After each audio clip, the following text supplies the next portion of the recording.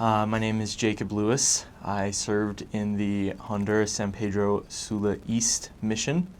I think to start off with my pre-mission experiences, I don't know that I had one singular conversion experience before the mission, and I think that is something that I did kind of struggle with. At least at the beginning of my mission, I didn't feel like I'd had that huge revelatory experience that some people talked about. But as I went through my mission, I quickly came to realize that that's definitely not something that anyone, I would dare say that's not something that most people have.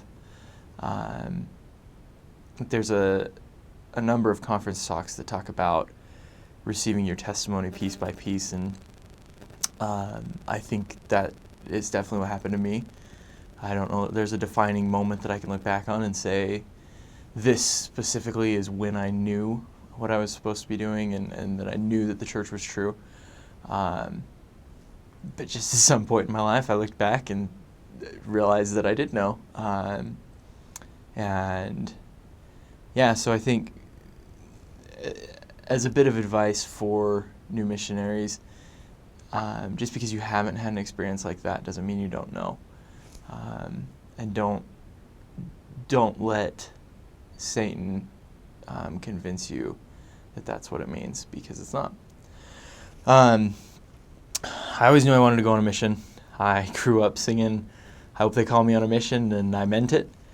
But one thing that I did struggle with before my mission was I was attending BYU, and I turned 19 back before they dropped the age. I turned 19 in January, and so I was debating whether or not to do just one semester of college or to do a full year. To complicate that, I had one of my seminary teachers, who was a former stake president, who told me you should do a year. It would be more effective than just going for a semester. And so that was his advice, but then my current stake president wanted to get me on a mission as soon as possible, and so he said just do the semester. And I remember it was the summer before I went on my mission, and I had the opportunity to go out with the missionaries a lot that served in my hometown. And one night we were with an investigator, and we were teaching about the Book of Mormon, and I just remember I'd been praying and asking what I should do, and I just remember all of a sudden this impression just came over me that I just thought, this is what I need to be doing. I need to be a missionary, and I need to do it as soon as possible. And in that moment, I knew that I would only do a semester at BYU, and I started my mission papers, and on October 27th of 2011, I received my mission call to Honduras.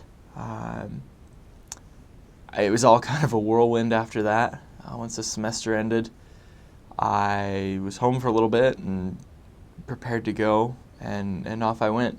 One thing I will say about the MTC, I spent 9 weeks in the MTC learning Spanish. Don't let it get your spirits down. The MTC is a wonderful place. The last few weeks were difficult for me because I was very excited to get out in the mission field.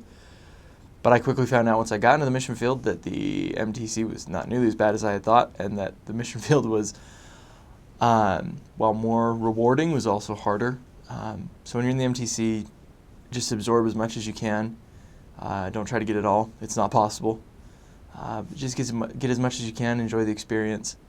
One of the things I wish I'd been better about on my mission was just enjoying the moments when they were there. I feel like a lot of times at the beginning of my mission, I was kind of counting down to the next P-Day or counting down to the next transfer. And then about halfway through my mission, when I had really gotten into it, I started freaking out about how soon it was that it was going to be over. And it's not like I did that all the time, but I think it was something that was always in the back of my mind, and I would say just enjoy the experience. Enjoy the moments you're in, because it's a fantastic experience.